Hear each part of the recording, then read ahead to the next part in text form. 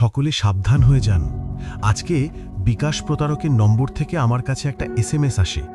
আপনার নম্বরে 18,500 টাকা এসেছে। আমি তখন ব্যালেন্স চেক দিলাম, কিছুই নাই। এদিকে কিছুক্ষণ পর প্রতারক নিজেই কল দিল। কি বলে তা আপনারাই শোনেন। আসসালামু আলাইকুম। ওয়ালাইকুম আসসালাম। কে বলছিলেন? ভাই যে আমি বিকাশ নগদের এজেন্ট দোকানদার রবিল বলছিলাম। ভালো কথা।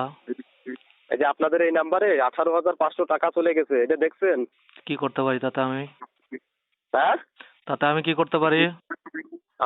আমার কাকার সাথে কথা কত তোর বুঝি। কি রে, তুই ভাষা খারাপ করিস কে?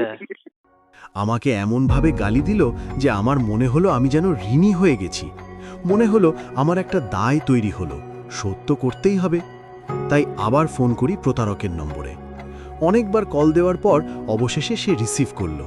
তারপর আমি আমার সেই ঋণ শোধ করলাম। এখন নিজের কাছে একটু হালকা লাগছে। ঋণ তো পরিশোধ করলাম।